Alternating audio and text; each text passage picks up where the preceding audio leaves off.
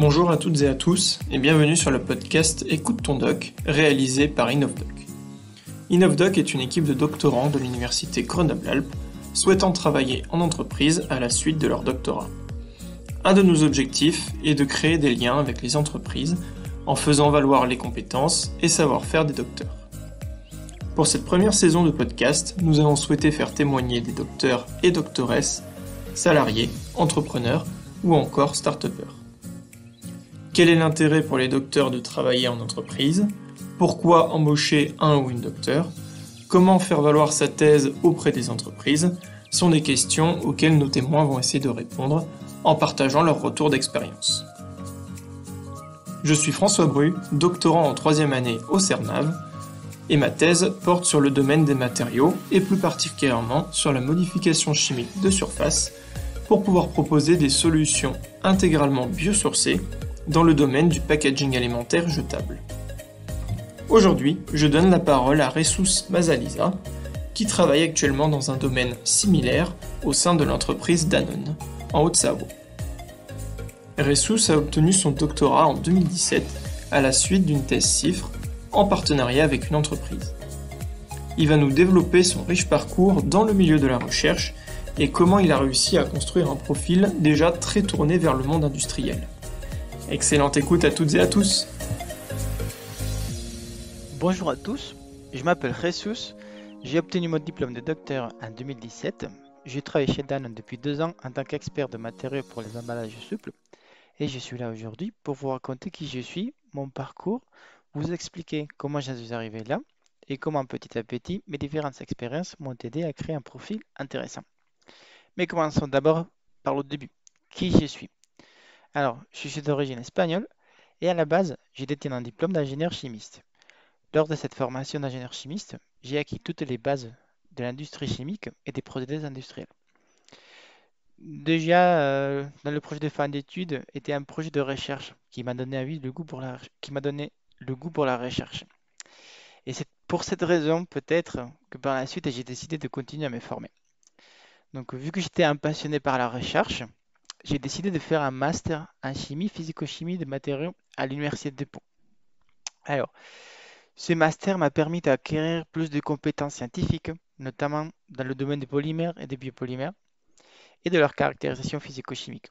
Et pendant ce master, bien évidemment, j'ai eu l'occasion de faire des stages de recherche, que ce soit dans le milieu académique pendant la première année, ou dans le milieu privé dans la seconde année du master. Alors, donc pendant la première année du master, j'ai fait un stage dans le milieu académique, donc c'était top. Vous savez, dans le milieu académique, on fait des stages de manière très approfondie, on va jusqu'au cœur du sujet. Et pendant ma deuxième année, j'ai fait un stage chez Arkema. Arkema, c'est un chimiste français. Et plus concrètement, ça a permis de voir de plus près comment la recherche dans le milieu privé fonctionnait et de pouvoir comparer à ce que j'avais déjà pu voir pendant la première année de master où j'avais fait mon stage dans un laboratoire public. Donc déjà, euh, quand je fais mon stage dans le milieu privé, on voit directement les différences. Déjà, l'application pour laquelle on fait de la recherche, on voit une application beaucoup plus proche de ce qu'on pourrait voir dans le milieu public la plupart des fois. Donc ça m'a plu, le côté pratique, le côté application plus rapide. Donc tout ça, ça m'a donné envie de continuer et d'aller plus loin. Donc à ce moment-là, j'ai commencé à me renseigner, mais est-ce que j'aimerais bien faire une thèse ou pas? Je pense que c'était clair, la réponse était oui, j'aime bien la recherche, j'aimerais bien continuer, mais peut-être que le milieu public ne me plaisait pas tant que ça, parce que je voyais certains collègues qui enchaînaient les post-docs ou qu'il fallait passer des concours pour arriver à avoir un poste de maître de conférence. Ça me semble un peu compliqué et c'est pour ça que j'ai décidé, enfin pas compliqué, mais j'ai décidé d'aller vers la recherche dans le milieu privé. Donc j'ai pris connaissance à ce moment-là des différents types de financement de thèses qui existaient. On m'a parlé des thèses CIFRE et j'ai commencé à regarder les offres qui existaient. Donc j'ai commencé à postuler et finalement j'ai été pris pour effectuer une thèse CIFRE entre l'université de Pau et Rolchem. Rolchem est un fabricant de résine phénolique. Donc, juste pour vous parler un petit peu de manière rapide sur l'objectif de ma thèse, L'objectif de ma thèse était de concevoir des matériaux plus respectueux de l'environnement à base de polymères biosourcés, en passant par l'optimisation de la formulation, du protocole de synthèse et des modes opératoires. Donc, il faut savoir que j'avais, dû au fait du financement CIFRE, j'étais à la fois salarié de Rolchem et à la fois étudiant de l'université de Pau. Donc, j'avais une double casquette. Donc, les avantages de cela, c'est que j'étais toujours un étudiant de l'université de Pau, donc j'avais les avantages d'être un étudiant. J'avais accès au laboratoire de l'université qui était quand même très bien équipé, beaucoup mieux équipé que la société pour laquelle j'ai fait ma thèse. Mais à la fois, j'avais aussi le côté salarié. Donc, je faisais partie des effectifs de l'entreprise. J'avais le droit de venir à l'entreprise aux zones de fois que je voulais. Ça a permis de voir de plus près le milieu privé, le milieu industriel, de côtoyer les collègues, discuter avec d'autres personnes qui travaillent déjà dans la R&D de cette société. Donc ça a pas mal d'avantages. Donc dans mon quotidien, au début, je passais principalement mon temps dans les locaux de l'université parce que dû au fait que le laboratoire de l'université était plus équipé. Donc principalement au début, je faisais des tests, des synthèses à l'échelle du laboratoire. Mais petit à petit, je commence à venir de plus en plus sur le site industriel pour pouvoir faire des tests au pilote industriel et aller jusqu'à l'industrialisation. Donc ça permet de voir vraiment, enfin de passer de l'échelle du laboratoire, de ce qu'on fait un paillasse à l'université, de le transposer dans la réalité et de faire des synthèses à l'échelle du pilote industriel. Donc c'est impressionnant de voir de faire des synthèses dans des réacteurs de 3 tonnes ou voir à la fin quand on est passé à l'industrialisation, on était sur des sur des réacteurs de 7 tonnes. Donc c'était impressionnant de voir comment tout ce que j'avais pu faire au laboratoire en paillasse à l'université, comment ça pouvait prendre forme dans la réalité. Donc ça c'était super et de se rendre compte que tout ce que l'on fait au laboratoire, ça fonctionne pas forcément bien à l'industrie. Il faut toujours adapter le procédé pour que ça fonctionne bien industriellement. Et aussi de pouvoir échanger avec les autres responsables du projet à l'industrie qui m'ont aidé et guidé pour faire avancer tous ensemble le projet. Donc, ce doctorat à CIFRE m'a permis de développer des capacités de gestion de projet, d'encadrement et de communication. Et le tout a complété mon profil multicompétent. Et en plus de ça, l'une des questions que vous posez dans le petit guide pour répondre à ce podcast, c'est comment ce doctorat CIFRE enfin, comment j'ai réussi à le valoriser derrière pour me vendre, pour trouver un emploi derrière. Donc en fait, je vous dirais que une thèse CIFRE, il faut l'avoir comme une expérience professionnelle. Donc c'est 3 ans déjà d'expérience chez une industrie. Donc moi, à la sortie de ma thèse, j'avais déjà 3 ans d'expérience dans le milieu de la R&D, dans le secteur privé. Donc pour aller postuler sur d'autres postes, je valorisais ça comme ça. Et ça a été très bien vu par les recruteurs à chaque fois. Mais avant cela, suite à, suite à ma thèse, j'ai fait 2 postdocs avant de trouver le CDI que j'occupe aujourd'hui. Donc tout d'abord, j'ai choisi de faire un postdoc toujours en relation avec le milieu privé. Donc j'ai travaillé sur le développement des capteurs de nanoplastiques dans les eaux, donc pour nettoyer que ce soit les océans ou les rivières, parce qu'on parle souvent des macroplastiques, on parle souvent des bouteilles de plastique dans les océans, mais personne ne parle de tout ce qui est plus petit, tout ce qu'on ne voit pas.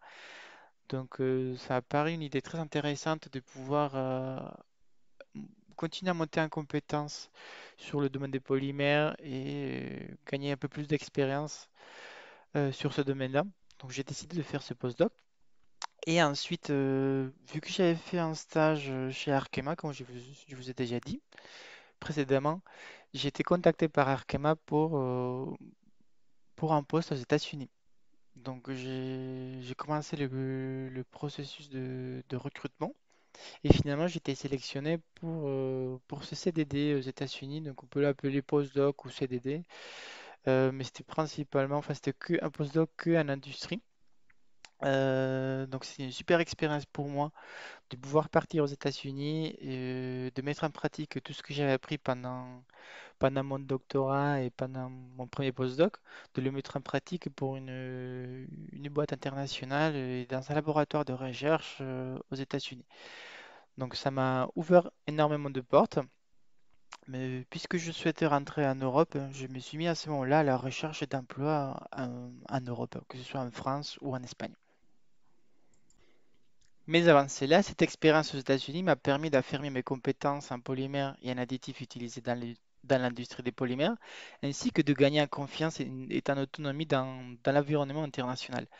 Et de la même manière, pendant mon doctorat CIFRE, avec Eurochem et l'Université de Pau, ben, j'ai eu l'occasion d'optimiser, comme je vous ai déjà dit, un protocole de fabrication pour la conception d'adhésifs innovants et plus respectueux de l'environnement et de transférer tout ça jusqu'à l'échelle du bullet industriel. Donc, de ces faits, le protocole industriel original a été modifié à partir de conclusions de ma thèse. Donc, c'est super de pouvoir voir que ce produit est actuellement commercialisé pour faire face à la raréfaction des ressources fossiles. Donc, vous voyez, c'est super de voir que tout ce qu'on a fait pendant la thèse, ça a servi à quelque chose. Donc, tout ça, ça a impliqué des bonnes connaissances des paramètres de fabrication et une gestion optimale du calendrier et du budget. Donc, on monte en compétences et, et tout ça fait qu'on a un profil multicompétent.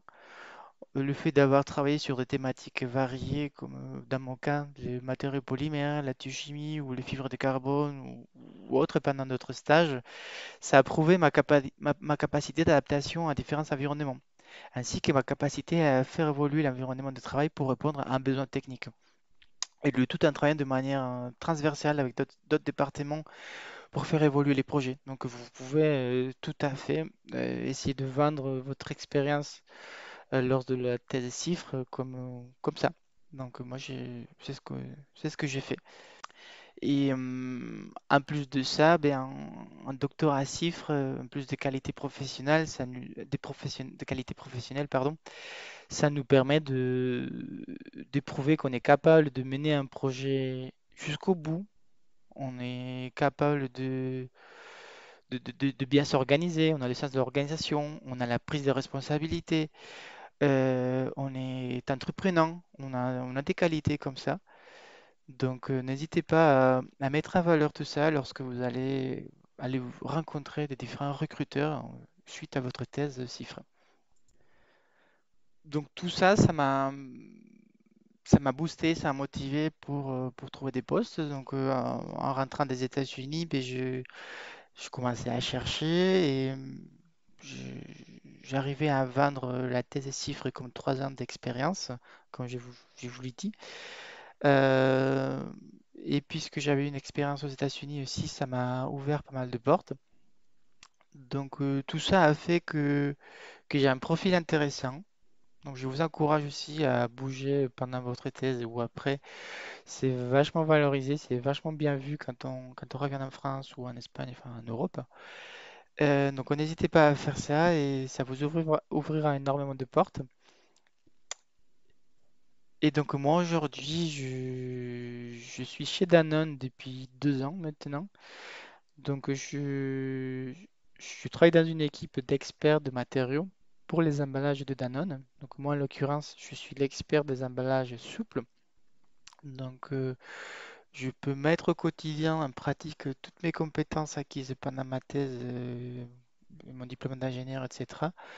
Parce que les emballages souples, ce sont des polymères et j'ai travaillé sur des polymères pendant mes études, pendant ma thèse.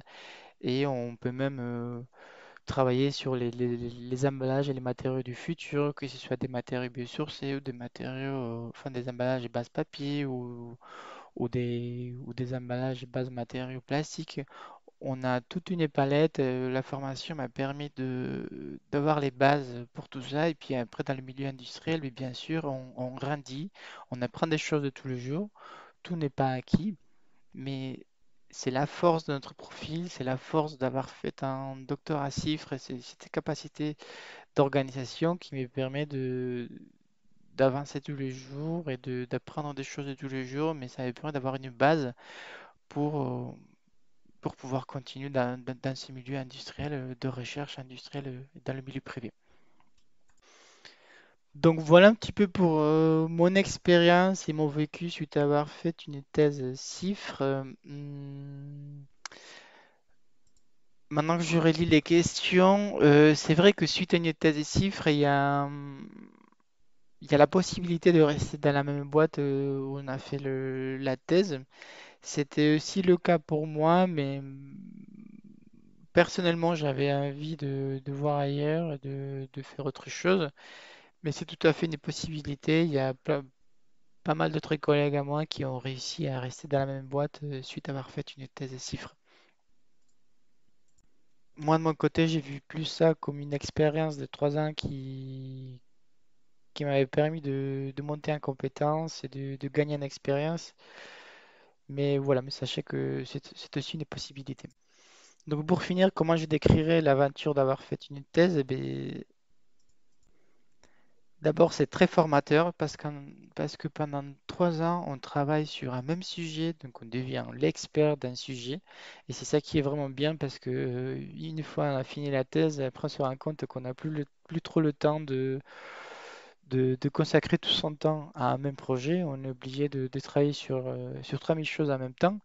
Donc on n'a pas forcément le temps d'aller jusqu'au bout des choses comme pendant la thèse. Donc c'est très formateur, on devient l'expert du sujet en question et ça nous apprend des capacités d'organisation impressionnantes. Donc c'est grâce à ça que vous allez pouvoir mettre en pratique plus tard. Vous allez réussir à vous organiser pour mener jusqu'au bout plein de projets en parallèle.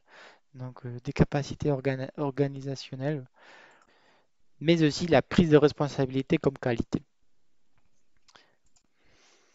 Donc voilà pour mon vécu et je tenais vraiment à participer à ce podcast parce que je sais que pendant la dernière année de thèse surtout, on se pose pas mal de questions, on ne sait pas ce qu'on va devenir après, on ne sait pas trop quelles sont les options, mais n'hésitez pas à aller vers la rencontre d'anciens doctorants de discuter avec eux, de voir comment ils sont arrivés jusque-là où ils sont.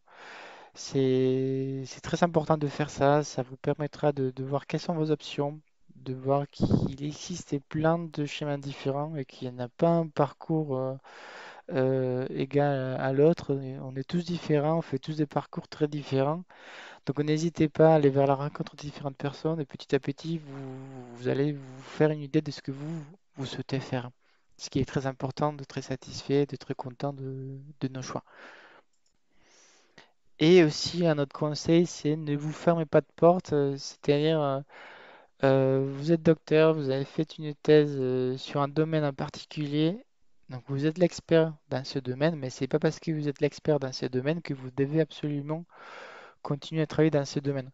Une thèse CIFRE va vous donner la capacité et les qualités d'aller travailler dans d'autres domaines. Donc toujours, moi par exemple, je suis toujours dans le domaine des polymères, mais ce que je fais aujourd'hui, c'est très différent de ce que j'ai fait pendant ma thèse. Donc il ne faut pas se dire que parce qu'on a travaillé sur un sujet en question, qu'on doit absolument travailler sur le même sujet par la suite. Parce que vous allez voir qu'il n'y a pas tant que ça d'opportunités, donc il faut rester ouvert à d'autres opportunités et savoir se vendre en mettant en valeur vos capacités d'organisation, vos capacités d'organisation, etc. Donc voilà, donc merci beaucoup et j'espère que ça n'a pas été trop long pour vous et bon courage à tous. À bientôt.